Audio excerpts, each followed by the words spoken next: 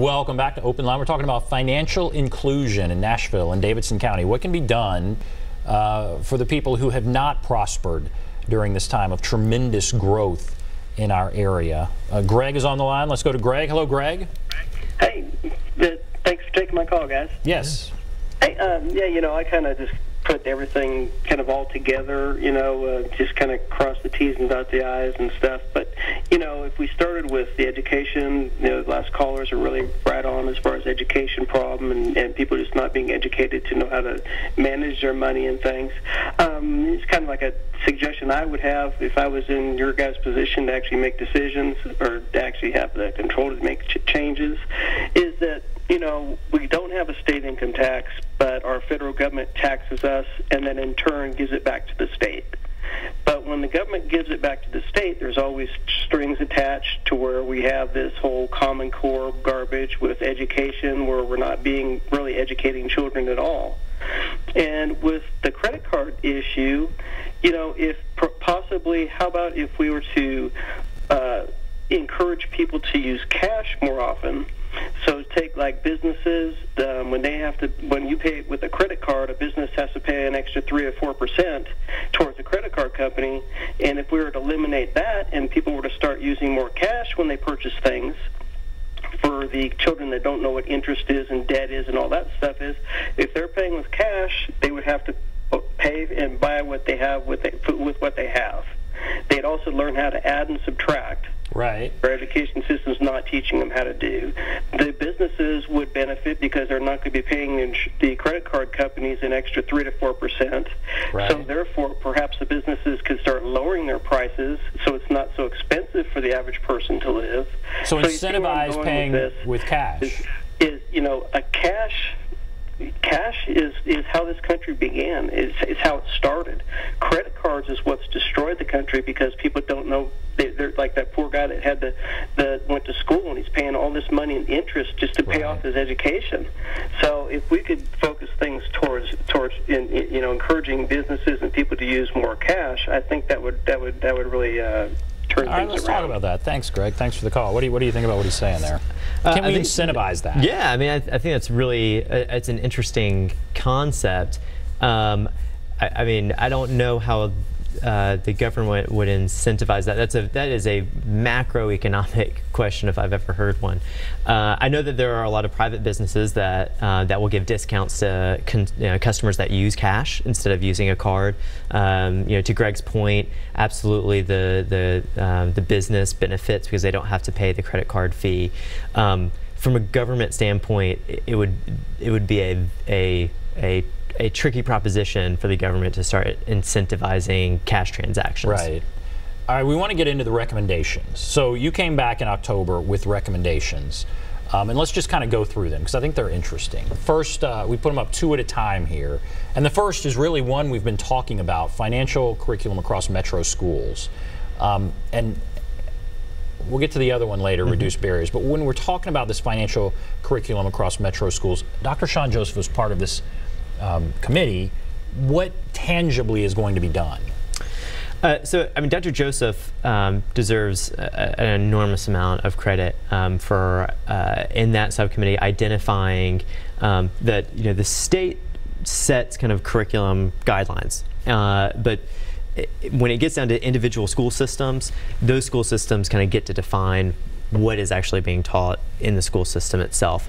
When it comes to personal finance, really what we found is that it goes to the school system, then it goes down to the individual schools, and then oftentimes the principals at individual schools tell the personal financial teacher to define what that curriculum is.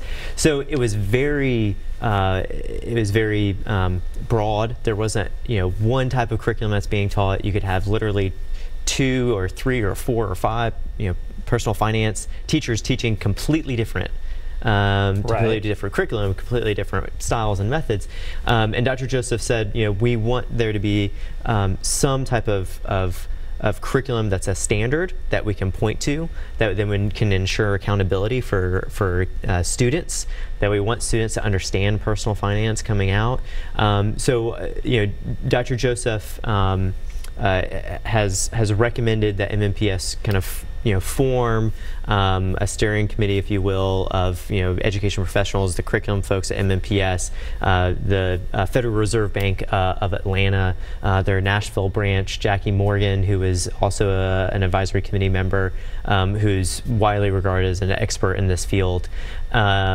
It is going to work on defining what that curriculum is, how it should be deployed, what type of curriculum we use, so that we can get to more of a standard across what is being provided at each level of the school system, and how. Do you know how long that might take? Well, we have a pretty big school system, it is a major recommendation.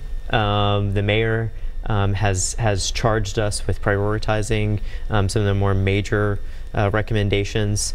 We will likely start forming that steering committee that will look specifically at the curriculum probably in the next 6 to 8 weeks, and then we'll hopefully have something together shortly thereafter. Because that, as Taylor mentioned and others, that does seem like an important one. It absolutely is. Let's try and get people more financially literate. Just start that process at a younger age.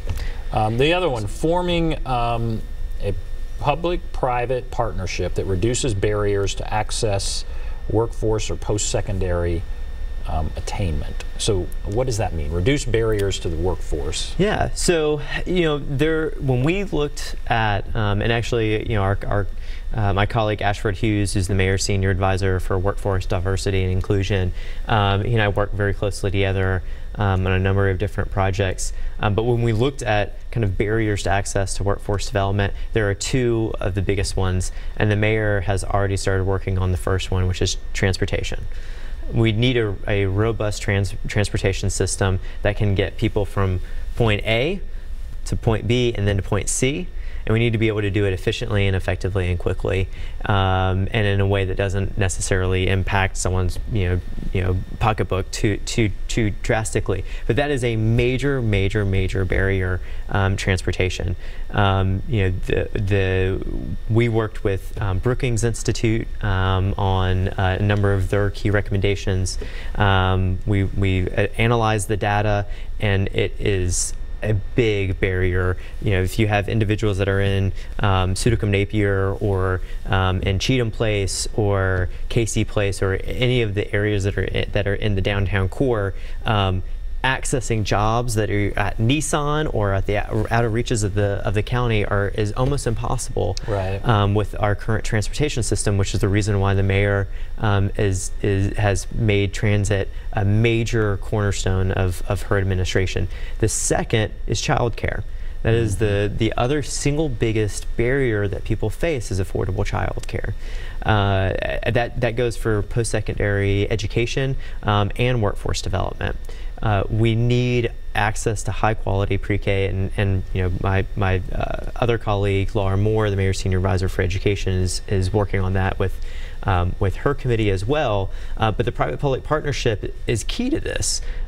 We want there to be robust engagement across our partners, both in the private sector and nonprofit sector, to develop innovative ideas and strategies to reduce those barriers. All right, that's interesting. So you've identified the barriers, and that makes sense. Transportation, childcare, they would be significant barriers that keep people from getting out into the workplace. All right, we're going to take a break, come back, look at some more of the key recommendations, including more opportunity for loans, which I think is an interesting thing. So take a break. If you want to call, there's the number 615-737-PLUS, 615-737-7587. Take a break. Be back right after this.